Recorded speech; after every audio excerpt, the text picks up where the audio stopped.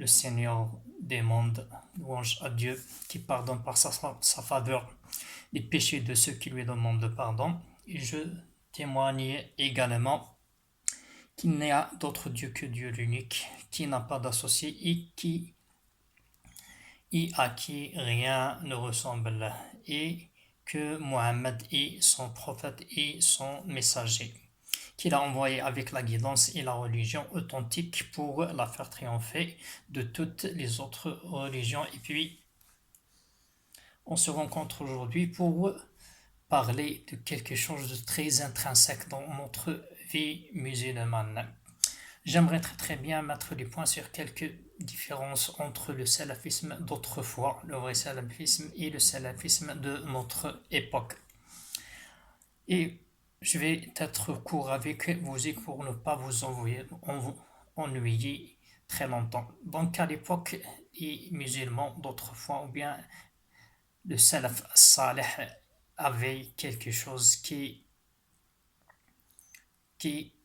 spécifie de spécifique dans leur religion, c'est qu'ils ne font pas, bien qu'ils ne faisaient pas de distinction entre les ordres ou bien les textes que Allah subhanahu wa ta'ala ou bien le Dieu leur a fait descendre à travers l'ange de la révélation Gabriel. Donc, quand le Dieu leur dit, par exemple, de prier, ils le font immédiatement. Quand il leur demande de faire aumône, ils le font immédiatement. Quand il leur demande de faire autre chose, comme par exemple le djihad, ils le font à tout berzinc. Ils ne font pas de distinction. Tout était pour eux une religion et ils n'avaient pas du tout l'intention de contrefaire ou bien de déroger à telle ou telle instruction, que quoi qu'elle soit petite ou bien grande. Là, cette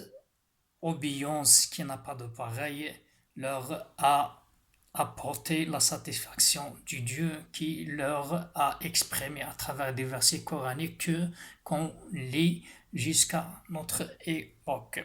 Donc, cependant, notre salafisme est tout autre chose. On déroge les règles, on ne fournit aucun effort pour élever la parole de Dieu, pour semer l'islam de par le monde qu'on faisait ces musulmans d'autrefois. Maintenant, notre salafisme ne consiste bien que de laisser s'étendre cette barbe sur le visage, de ne pas laisser son vêtement dépasser ou bien arriver au bas de sa cheville, de ne pas, par exemple, enfin des choses apparentes.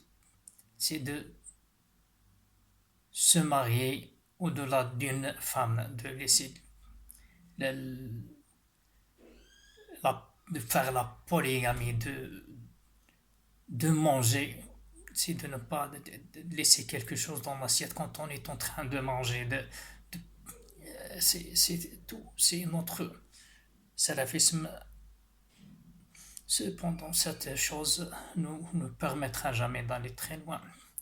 C'est pourquoi l'islam va ou bien recule plus qu'il n'avance. C'est une vérité que tout le monde, que personne ne peut refuter à part les têtards. Les têtards, les gens qui n'aiment pas les vérités et qui prétendent avoir la bonne, la bonne direction.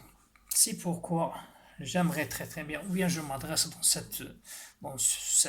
petit enregistrement aux musulmans de l'Europe, les gens du savoir, les gens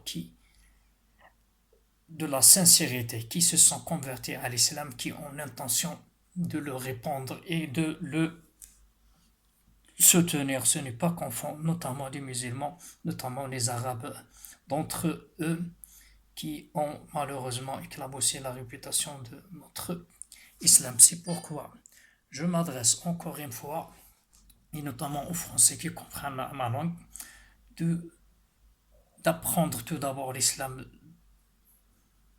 des vrais livres, des gens, des vrais musulmans. Ce n'est pas de.